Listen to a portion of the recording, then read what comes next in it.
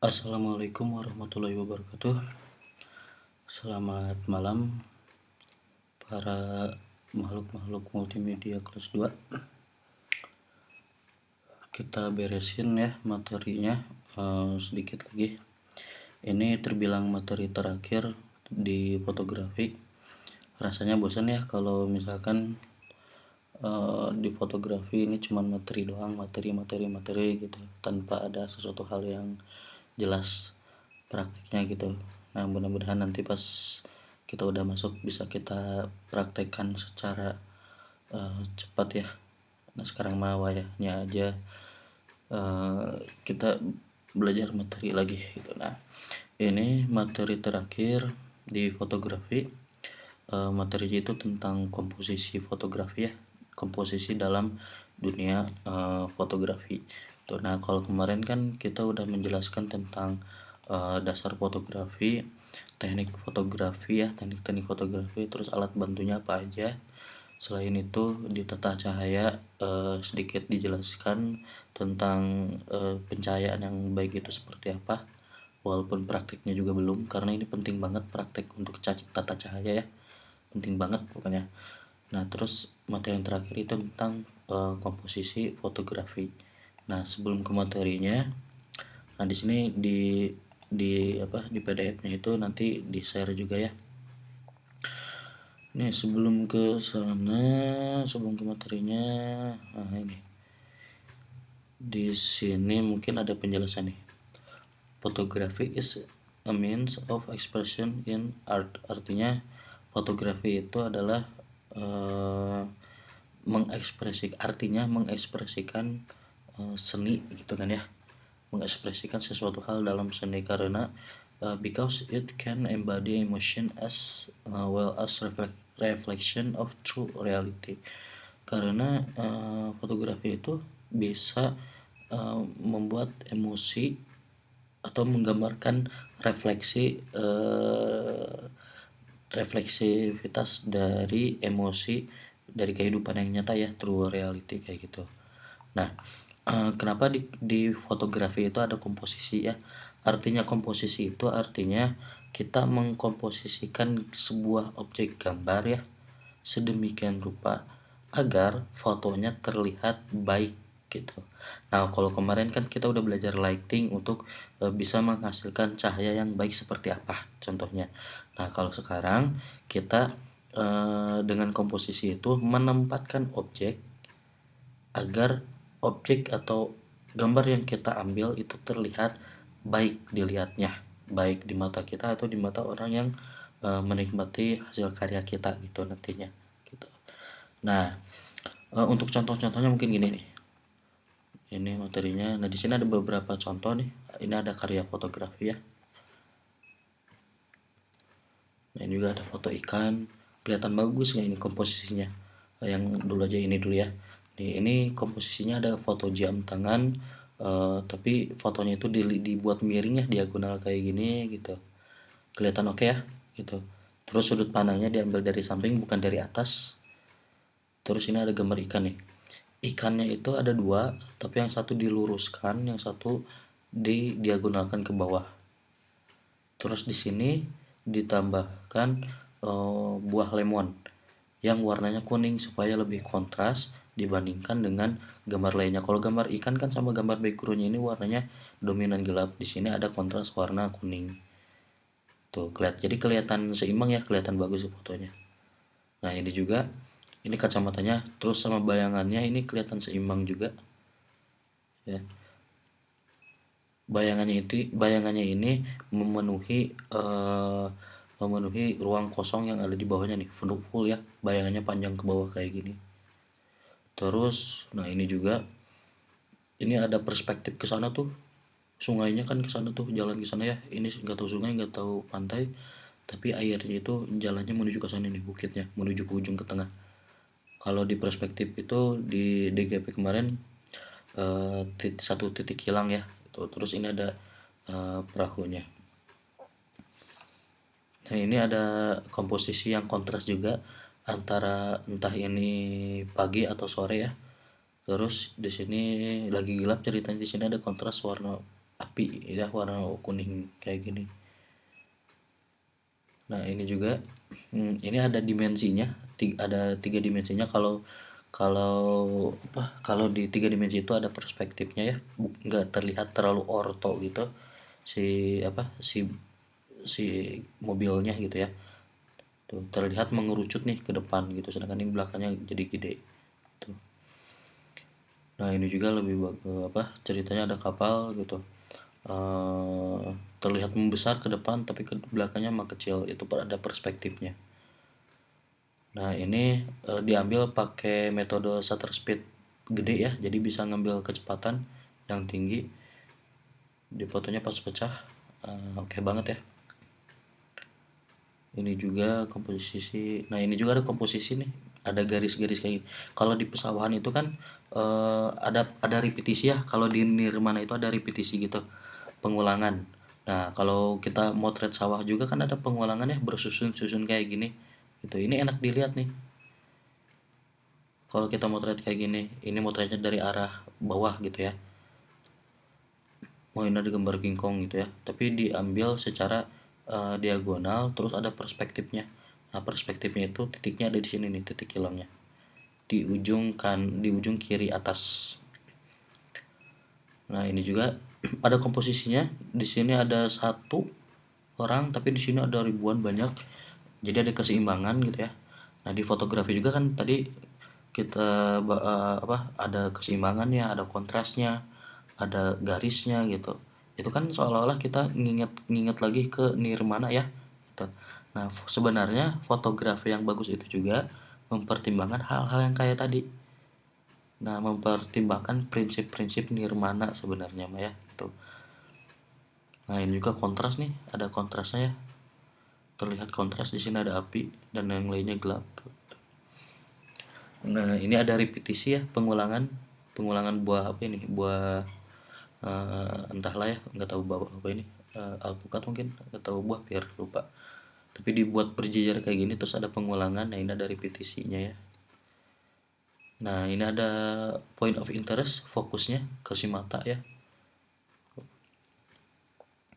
Oh ini ada gerakan.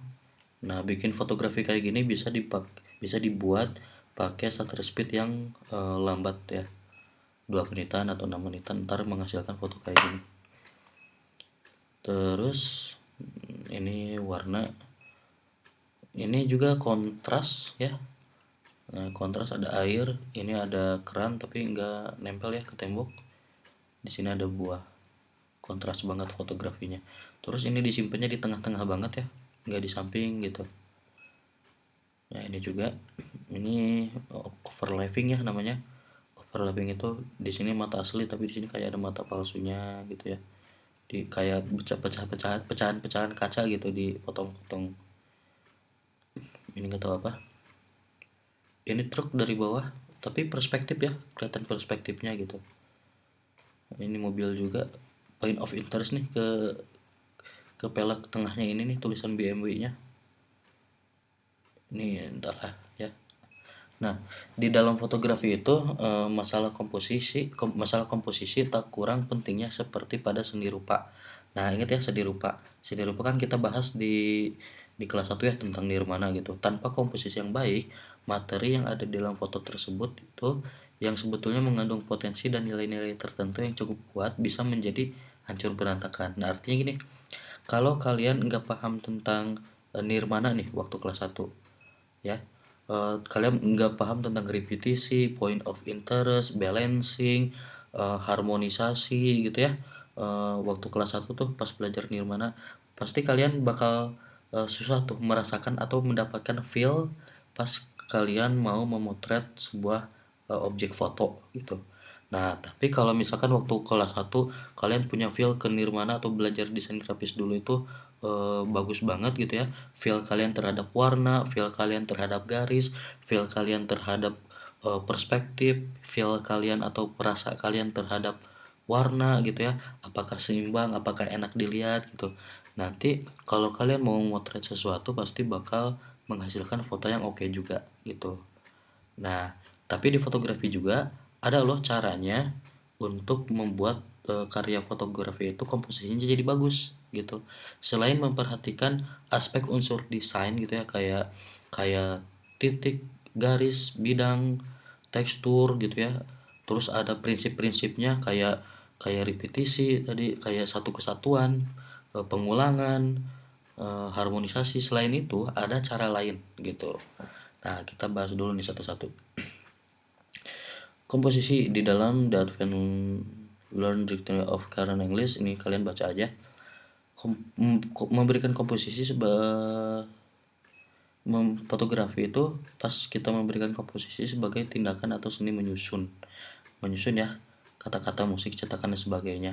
Kalau kalau ngedengerin menyusun sama aja kayak nirmana ya, nirmana titik juga menyusun titik, nirmana garis menyusun garis. Nah, di fotografi juga ada hal yang seperti itu gitu. Nah, kalau di sini komposisi itu pengertiannya, komposisi sebagai pengertian seni rupa adalah susunan gambar dalam batasan satu ruang. Batasan ruang ini merupakan limitasi sekaligus syarat mutlak bagi adanya komposisi. Pengertiannya agak susah dimengerti ya, tapi mudah-mudahan kalian bisa paham lah. Intinya komposisi itu menyusun objek-objek yang kita potret supaya kelihatan bagus. Caranya seperti apa kayak gitu, itu disebutnya komposisi. Nah, kalau komposisi dalam fotografi itu upaya menyusun elemen-elemen foto yang esensial seperti bentuk tuh, ada nada, mengatur warna juga gitu ya. Dalam fotografi hitam putih diwakili oleh nuansa gradasi atau kelabu. Mengatur pola, mengatur tekstur di dalam batasan suatu ruang. Tujuannya untuk apa? Menyusun elemen-elemen itu. Tujuannya itu untuk mengorganisasikan berbagai komponen foto yang saling berlainan menjadi sedemikian rupa sehingga gambar tersebut menjadi satu kesatuan. Kan ya tuh ada unity ya, kayak nirmana lagi nih, satu kesatuan, saling mengisi serta mendukung satu sama lainnya. Dengan demikian menjadi lebih enak dipandang. Inti dari semuanya ini, kenapa kita belajar tentang komposisi, yaitu supaya objek atau model yang kita ambil gambarnya bisa kelihatan enak untuk dipandang. Karena tujuan fotografer itu gitu ya, objek yang kurang enak dipandang harus kelihatan enak dipandang, itu tugas kita gitu. Orang jelek kalau misalkan mau kelihatan bagus, nah itu juga tugas kita. Gimana cara supaya fotonya yang jelek jadi cantik, bukan yang cantik malah jadi jelek ya, itu bukan tugas kita. Intinya kayak gitu. Nah, elemen visualnya apa aja? Sama aja ya, tuh kayak kayak dari mana nih? Ada garis, tekstur, warna, ruang, dan bentuk gitu. Nah, tapi mewakili juga ya nih. Ini di sini ada contoh nih. Kalau kalian mau memotret, komposisinya berdasarkan garis nih. Unsur visual yang paling tua garis memiliki itu garis memiliki arah, bisa naik, tegak, datar atau menyilang gitu intinya. Nah, kalau kita memperhatikan garis, garis itu bisa mewakilkan kesan gitu atau pesan dari objek yang kita lihat. Misalkan nih, kalian menemukan sesuatu objek yang mau kalian foto tapi bentuknya eh, mirip dengan garis lurus. Nah, itu kesan yang disampaikannya itu apa? Kayak kesan kaku, tegang gitu ya, sportif, ketelitian teratur dan mapan. Atau kalian ada objek gitu ya, tapi bentuknya zigzag misalkan. Zigzag itu memberikan kesan apa? Kegelisahan, sentakan, tidak teratur, memberikan kesan bertentangan dan lain sebagainya gitu. Atau mungkin kalian melihat objek yang lengkung-lengkung nih. Nah, objek yang lengkung-lengkung itu kalau kita potret itu bakal menghasilkan kebebasan gitu ya, mengalir, luas, bergerak pelan, agak pasif, lemah lembut dan lain sebagainya gitu. Nah, contohnya gimana? Nih, contohnya kayak gini nih. Di sini ada foto nih. Di sini ada foto background kayak benang ya. Terus di sini ada benang nih. Benangnya kayak yang masih digulung gitu ya. Sedangkan di sini ada garis lurus. Lurus vertikal dari atas ke bawah, dari bawah ke atas kayak gini. Tadi apa? Garis lurus, nih garis lurus, kaku, tegang, sportif, ketelitian teratur dan mapan gitu ya. Nah, kalau kita lihat tuh ini punya kesan apa nih? Mungkin kesannya ada keteraturannya di sini, rapi gitu, teratur, kayak seolah-olah yang berbaris gitu. Ada nggak di sini? Kaku, tegang, positif, ketelitian, teratur. Nah, di sini ada kata teratur nih, gitu. Nah, contoh lainnya lah, misalkan, nah ini ada gambar harpa ya, kayak semacam alat musik kayak gitar gitu yang dipetik tapi gede banget. Nah kalau harapa kan ngelihat bodinya atau badannya kan melengkung kayak gini nih, kayak body biola lah gitu ya, melengkung kayak gini. Melengkung itu punya kesan yang dinamis gitu, punya alur gerak gitu ya, alur gerak. Kita baca lagi nih di sini. Garis melengkung itu terasa bebas gitu ya, mengalir luas, bergerak pelan gitu ya. Garis yang sangat lengkung itu tajam, aktif, dan penuh kekuatan. Kerasa nggak kesannya ini punya kekuatan? Punya ya, kekuatan ditambah dengan backgroundnya yang gelap. Background gelap itu bisa meningkatkan suasana apa ya, suasana semangat yang tinggi loh. Ditambah dengan bentuk harpa yang melengkung kayak gini. Jadi kesannya apa ya tadi, kesannya itu tajam gitu, aktif. Tuh. Contoh lain nih, misalkan kayak nah ini sawah. Kalau sawah itu kan ada repetisinya nih, lengkung-lengkung tapi tidak beraturan gitu. Tapi ini masih enak dilihat ya. Nah ini juga sama, ini garis diagonal gitu. Nah selain ini nih, nah ini yang paling gampang, mungkin yang paling gampang untuk dipahami nih. Di sini ada gambar tiang listrik, tapi kita lihat nih tiang listriknya, kabelnya nih, bukan tiangnya tapi kabelnya ada miring lurus gitu ya, diagonal kemana-mana gitu. Kesannya apa? Kesannya itu acak-acakan ya, atau semberawut lah kayak gitu, pusing lah gitu, rungsing bahasa Sunda nama. Coba kita lihat nih di pengertiannya. Garis yang menyilang, garis yang tegak mendatar, zigzag. Mungkin yang menyilang ya di sini nih, dinamis, ada pergerakan gitu ya. Zigzag juga nih, ada zigzag juga. Ini ada tidak teratur karena eh, ini kelihatan kayak enggak teratur ya, itu menyilang kayak gitu. Dinamis, perasaan ya, perasaan bergerak gitu ya, nggak tenang. Terus nah ini garisnya lurus gitu ya, ini punya kesan yang tenang juga. Nah ini diagonal ke samping ya, punya kesan apa nih,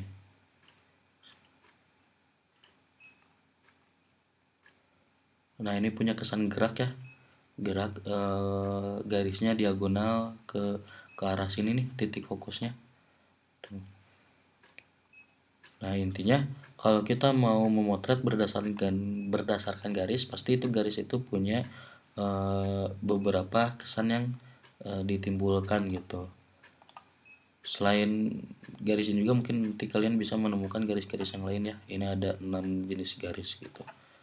Nah selain garis, kalian juga bisa membuat fotografi jadi lebih baik itu berdasarkan tekstur ya. Kalau tekstur pasti tahu, tekstur itu sesuatu hal yang kalau kita raba itu ada rasanya kan ya. Nah itu disebutnya tekstur gitu. Contoh fotografinya, nah misalkan ini kerasa banget ya teksturnya, kayak tekstur tanah terbelah-belah gitu.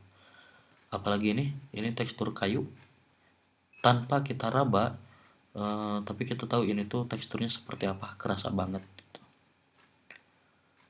Ini tekstur aluminium mungkin ya, atau besi gitu. Nah ini tekstur air.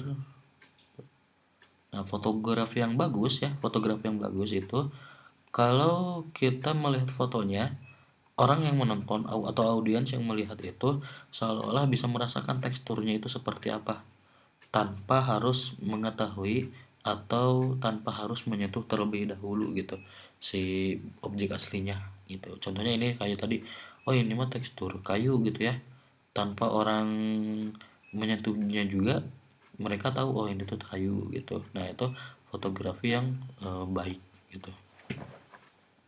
Nah komposisi warna juga penting banget ya. Di warna itu ada yang namanya vivid color, ada yang namanya pastel color. Kalau vivid color itu warna yang memiliki karakter yang ditimbulkan seakan berteriak, bersemangat. Artinya warna-warna yang cerah banget gitu, yang bernuansa keras. Bernuansa keras ini kalau misalkan hitam juga termasuk bernuansa keras ya. Warna merah, merah itu kan menandakan semangat kayak gitu gitu. Nah kalau pastel, pastel itu warna-warna yang tentram, teduh, halus, bernuansa lembut. Nah kalau ngedengar kata pastel itu warna-warna yang hampir mendekati warna cerah gitu. Contohnya, nah ini ya, kalau kita lihat di sini warnanya enggak pastel, tapi warnanya vivid ya, cerah banget gitu. Kelihatan warnanya jelas, ini warna ungu, ini warna hijau gitu ya. Nah, kalau ini coba tebak ini apa? Ini pastel atau vivid? Ini kelihatan lembut ya. Warna warnanya berarti ini disebutnya warna yang pastel. Nah, ini warna vivid, warna hijaunya terang banget. Nah, ini contohnya. Ini warna yang vivid ya, vivid color, cerah banget gitu. Nah, yang kayak gini juga warna apa, fotografi bangunan kayak gini kebanyakan fotografi vivid. Tuh, vivid itu intinya warnanya cerah banget, sedangkan kalau pastel kayak ada semu-semu terang gimana gitu ya. Pastel namanya juga. Kalau pastel itu mendekati warna-warna putih gitu. Nah, selain warna juga ada komposisi bentuk nih. Bentuk ya. Kalau ngomongin bentuk tau lah ya, misalkan nih kalian mau memotret tapi ada pengulangan bentuk lingkaran kayak gini. Ini kayak semacam pipa ya. Nih, tapi objek pipanya ada dua. Nah, kalian dipotret dua-duanya dengan frame sedemikian rupa kayak gini. Jadi kan ada pengulangan nih dua lingkaran, enak dilihat kan ya. Nah, ini juga ada pengulangan lingkaran, lingkaran atas, lingkaran dalamnya. Ini juga ada dua nih lingkaran dalamnya. Terus, nah ini juga ada bentuk apa nih? Bentuk melengkung mungkin ya. Nah, ini ada lingkarannya. Nah, ini ada komposisi lingkaran juga. Nah, juga ada lingkaran ya. Bentuknya lebih dominan kelihatan bentuk dasar gitu. Kalau misalkan kita memotret objek fotografinya itu kelihatan bentuknya itu bentuk bukan yang abstrak tapi bentuk dasar kayak kotak atau lingkaran atau segitiga, tapi kelihatan jelas banget. Itu bisa dijadiin objek fotografi yang baik gitu. Nah, apalagi ini ya. Ini keren banget nih. Motret kayak gini. Tapi cahayanya hard ya, yang ini sedikit soft lah ya. Nah, ini tapi yang ini kelihatan hard cahayanya. Nah, atau ini bentuk nih, bentuk-bentuk kayak bahan-bahan apa, botol kimia ya, bentuknya kan di bawah lengkung, di atasnya lonjong gitu. Terus di apa, dijajarkan jadi ada repetisinya kayak gini. Nah, itu untuk komposisi bentuk. Selain itu ada juga komposisi ruang ya. Nah, contohnya kayak gini nih, ada ruang kosong, ruang space ya.